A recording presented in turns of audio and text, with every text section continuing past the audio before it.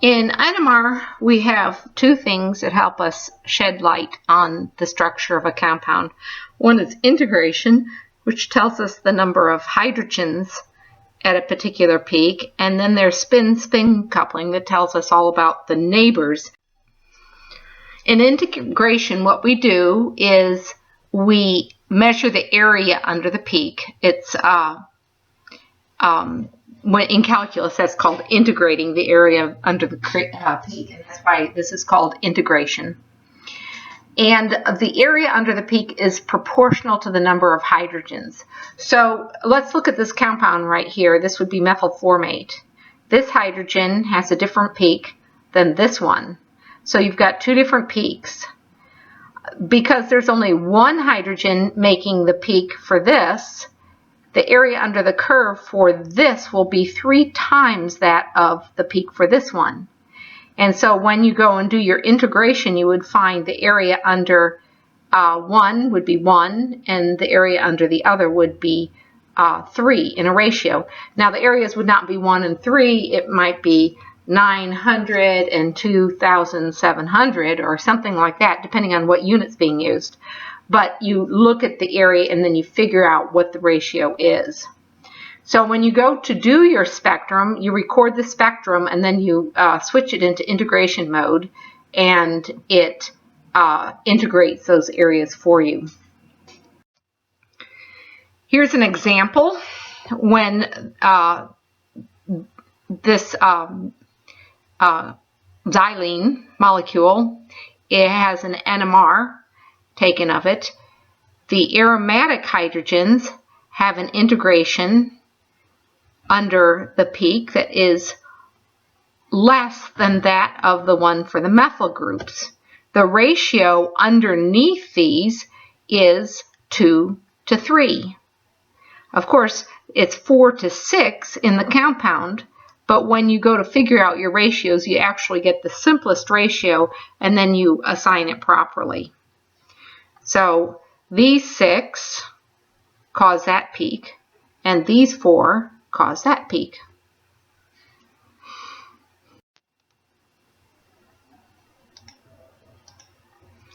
To use integration, you count the area underneath the curves, you make a ratio of the area, and then you just simplify the ratio to a whole number ratio. And you learned how to do that in earlier math. So here's an example. What would be the ratio of 2 sets of hydrogens if the area under the downfield peak is 32 and the area under the upfield peak is 40?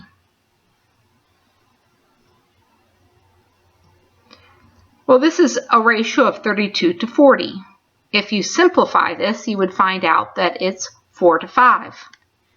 That means there are 4 hydrogens in the downfield peak, and the upfield peak has 5 hydrogens. Of course, this could be 8 to 10 or 12 to 15, etc. You can have some multiple of those, but the simplest ratio is 4 to 5. The other information that we get from a spectrum is something called coupling information.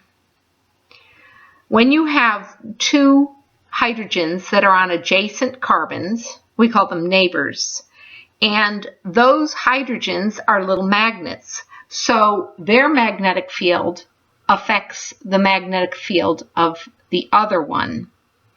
Let's look and see what we're talking about here. For instance, if we're measuring the absorbance of this hydrogen, at the time that we're measuring HB, HA is aligning itself with the magnetic field also, and it's both lined up and down. And what we find is that half that are aligned up increase the magnetic field that this hydrogen over here feels, and the half that are aligned down decrease the magnetic field that HP feels. So what actually happens is you don't get the intermediate peak, you only get a high energy one and a low energy one. And so what happens is we get 2 peaks for HB. And if we were looking at HA, you would end up getting 2 peaks for HA because of HB. We call this spin-spin coupling, and it's through the bonding electrons that they interact. So usually you only see this on adjacent carbons. When we look at the pattern, it all depends on the number of hydrogens on that adjacent carbon. And you have to remember that identical hydrogen do not split each other because it's only hydrogens that are not resonating at the time that causes splitting in a signal. So let's look at this. Here is ethyl chloride. These hydrogens are different from these hydrogens. So these 3 hydrogens will split these 2 hydrogens, and these 2 hydrogens will split these 3 hydrogens. And so we'll get, for this one we end up getting a triplet, and for this one we end up getting, triplet, and this one we get a quartet. But if I look at these 2 sets of hydrogens, they're identical to each other, so we don't see any splitting. In fact, we only see 1 peak here. The hydrogens that are identical to each other are called homotopic protons, and they do not split each other. To see if some protons are homotopic, what you do is you take the 2 hydrogens that you're interested in and figure out one structure with one of the hydrogens replaced with deuterium and the other structure with the other hydrogen replaced with deuterium. And then you compare the 2 compounds. If the 2 compounds do not differ, if you can turn them around in space and make them into each other, then we call those 2 hydrogens as being homotopic. And homotopic protons do not split each other. Then we have enantiotopic protons. Enantiotopic protons have identical shifts if they're in an achiral solvent. They will not split each other in an achiral solvent. And to determine if they are enantiotopic, you take the molecule and duplicate it and compare the 2 hydrogens that you want to compare 2 hydrogens. So take that set of hydrogens and in one compound make it deuterium, in the other compound make it the other one deuterium. And then if you compare the 2 compounds, if they're enantiomers, then we say those 2 hydrogens are enantiotopic. And they will not split each other in an achiral solvent. Now, if the solvent was chiral, they'd end up splitting each other because they'd have different absorbances in a chiral solvent. But we don't do much of that. And then we have diastereotopic protons. Diastereotopic protons do split each other because they will have different chemical shifts. To test and see if hydrogens are diastereotopic, what we do is we make 2 compounds by replacing the 2 hydrogens that you're interested in with deuterium and compare. If you end up having diastereomers, then the hydrogens are diastereotopic and they will split each other. The reason that we don't see a difference in homotopic protons and enantiotopic protons is any differences in chemical environment differ as you have rotation. And so any conformational isomers that you might have, you eliminate them in NMR because they jiggle faster than the interaction of the radio frequency with the nuclei. So if you're looking at a methyl cyclohexane, sometimes the methyl is in the axial position and sometimes it's in the equatorial position. And the electrical environment is different for those 2 positions. But because the ring's flipping back and forth in time, and that time is faster than it takes for it to absorb the radio frequency, what happens is the differences are eliminated by the jiggling back and forth. Here's an example of how we work this out. Okay, let's take the 2 hydrogens on the left on the chloropropene, 2-chloropropene. If I look at those 2 and I replace A with the deuterium and then B with the deuterium, let's look at that. Then what happens is you have 2 different compounds. You can see that this one would be Zusammen, a Z, and this one would be Entgegen, E. So they're different compounds. They're diastereomers. If I look at this compound and I look at HA and HB, they look like they might be the same, but see, this carbon's chiral. So if I replace HA with the deuterium, and then I replace HB with the deuterium, you can see that we have a chiral carbon here and a chiral carbon here, and they're different conformations. So now we have diastereomers again. So both those sets of hydrogens are diastereotopic. Let's look at this. I'm going to go and take this compound and I'm going to substitute HA and HB. If I look at these 2 compounds, if I put a deuterium here, this would be an enantiomer of this one. So these 2 are enantiomers, and we say they are, where is it? Enantiotopic. I don't have a little symbol to show that. But if I look at the hydrogens on this methyl group right up here, those hydrogens are, if I replace them with deuteriums, without replacing these, so I go and replace 2 of these with deuteriums, you have an achiral carbon there, even if you put the deuterium on it. So now the compound is still the same thing, regardless of which hydrogen you replace. So we call those homotopic. So these 2 hydrogens down here are enantiotopic, and the hydrogens up here are homotopic.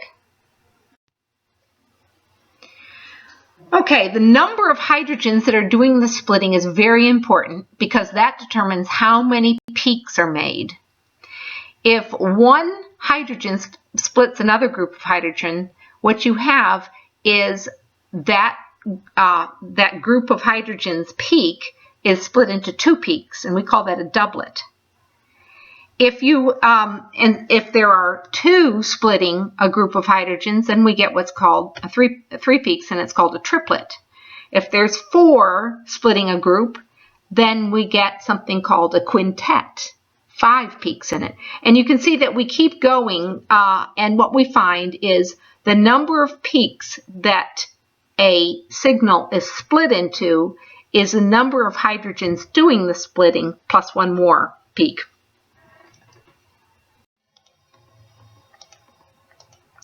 Let's look at ethyl chloride. If I look at these 2 hydrogens first, these 2 hydrogens are going to be split by this methyl group. How many are there? 3. So that means the peak for these 2 hydrogens is split into 4 peaks. We call that a quartet. Let's look at this one. These hydrogens are going to be split by these 2 hydrogens. How many are here? There's 2. So it's going to make 3 peaks. So these 3 hydrogens are split into 3 peaks, a triplet. So what we see is a triplet for this one and a quartet for this one. This one would be downfield because it's closer to the chlorine. Here's a picture of it. Here is the triplet. That's these hydrogens. You see the integration shows an integration of 3. These 3 hydrogens, where are they? Oh, excuse me, these 2, we just did that. These 2 hydrogens, where are they? They're over here. They're farther downfield. Why? Because they're close to the chlorine. Because they have 3 neighbors, they're split into 4 peaks, which we call a quartet. See, 2 to 3 is the integration. 4 means 3 neighbors. 3 means 2 neighbors. Okay, here's another one. First, let's look and see how many peaks should we have. Well, these two are the same hydrogen, so we're going to see one peak for these 4 hydrogens, and we'll see one peak for these 2 hydrogens. These 2 hydrogens are farthest away from the chlorine, so they're going to be upfield. How many hydrogens are splitting them? 4. So we're going to see 5 peaks. Notice 1, 2, 3, 4, 5. That's a quintet. It's right there. The integration would be 2. These 4 hydrogens are being split by 2. So what do they see? You see that split into a triplet here. And the integration here would be 4. The integration here would be 2. 2 to 4 in integration. A triplet says 2 neighbors. A quintet says 4 neighbors. So you try it. How many peaks would each of these hydrogens be split into?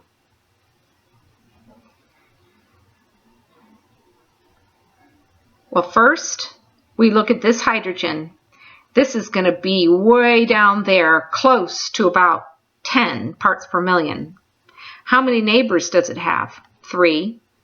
So what will it be split into? A quartet. Then we look at this one. That one is going to be around 2.5 or so. What is how is it going to be split? We say, what is the multiplicity of the hydrogens? The multiplicity of this, because it's split by 1 peak, is that it's split into 2, or a doublet. So if I look at this, it would be a doublet around 2.5 or so. If I look at this compound, this hydrogen has how many neighbors? 2. This hydrogen is exactly the same as this one. How many neighbors does it have? 2. So when I go and I look at the splitting of that peak, I would find that that's split into a triplet. However, this, because there's only 2 over there, because there's only 1 over here is what I want to do. These 2 have that. This is not going to split this one because these 2 are the same. This is different. So what happens? This gets split into a doublet.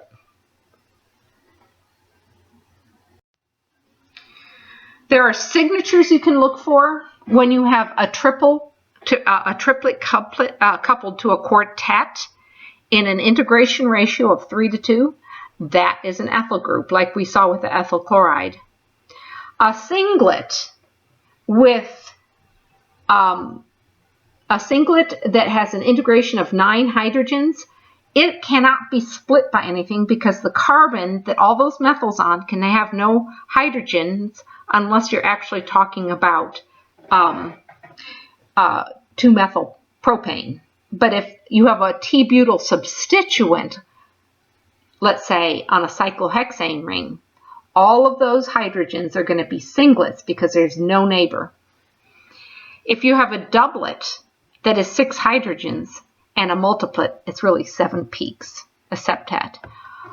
A multiplet with 1 hydrogen, that's an isopropyl group.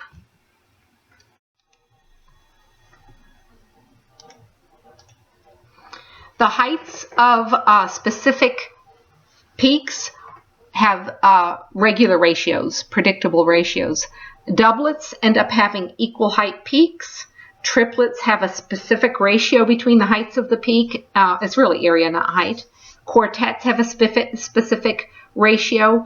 And so this ratio comes from the probability of finding the hydrogens aligned up a particular way.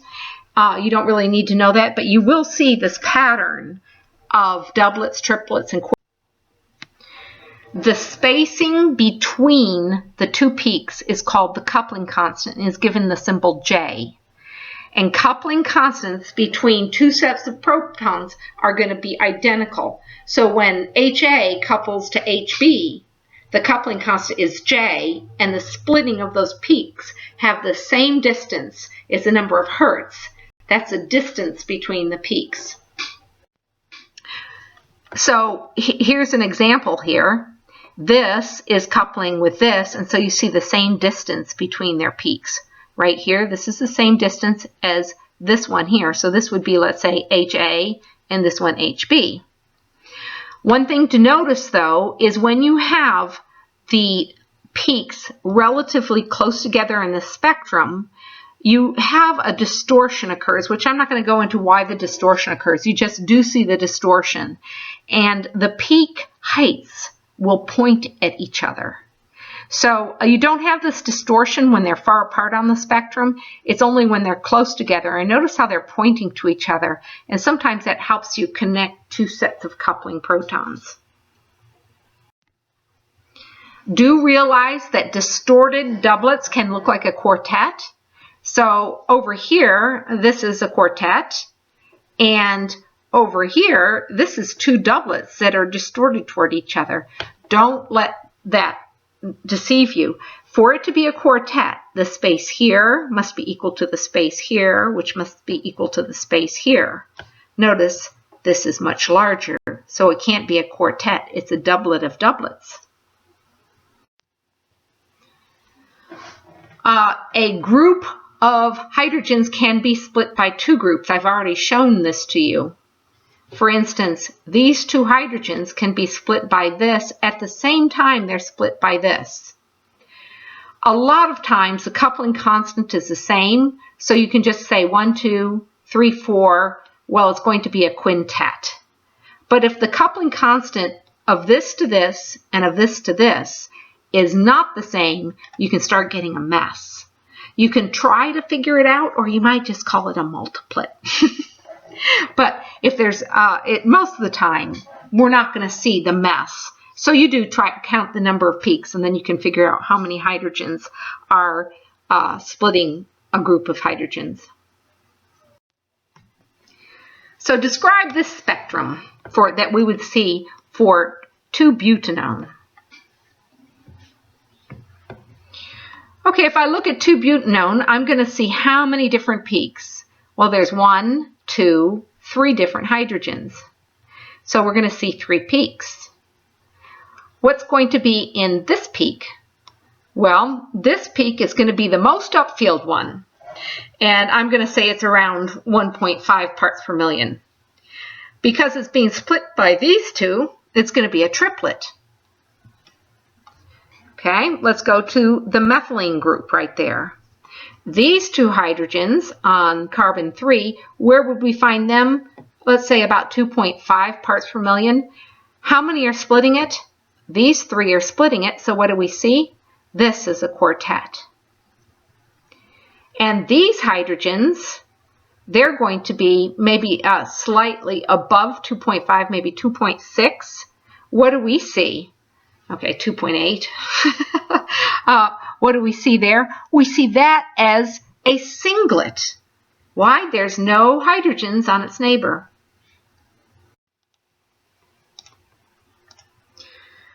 Okay, describe the NMR spectrum for this compound.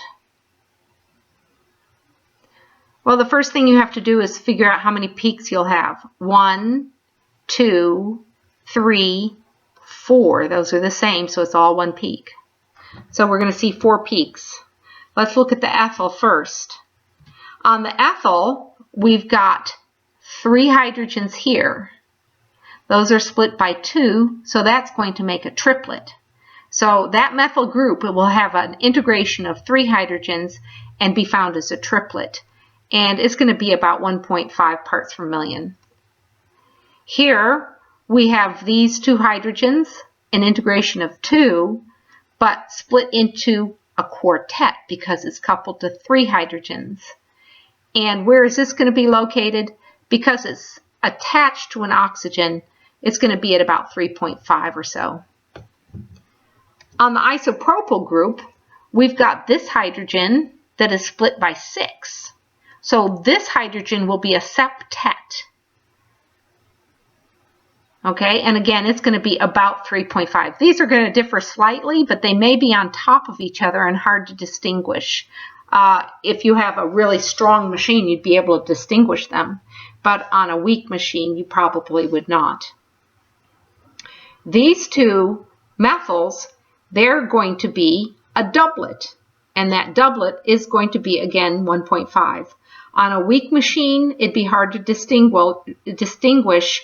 They'd be messy on top of each other, of this methyl with those two methyls. But on a strong machine, you'd be able to distinguish the two and be able to see the patterns quite.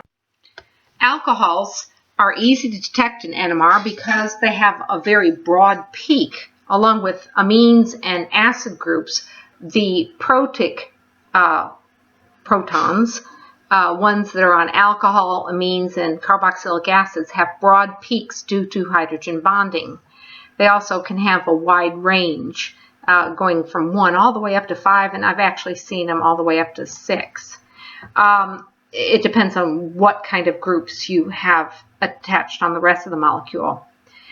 It's easy to confirm that alcohol group with an IR, and then you have this wonderful technique that if you put a drop of deuterium oxide in there and shake your sample and put it back in, the proton in the hydroxyl disappears off the spectrum. Let's take a look. Here's ethanol before putting deuterium oxide in there. You can see that the ethanol has a broad peak for the hydroxyl. It's not coupled. You have there's coupling between the two sets of protons on the ethyl part, but the hydroxyl peak itself, even though it's got there's hydrogens next door, it doesn't couple with them because hydrogen bonding kind of messes that up.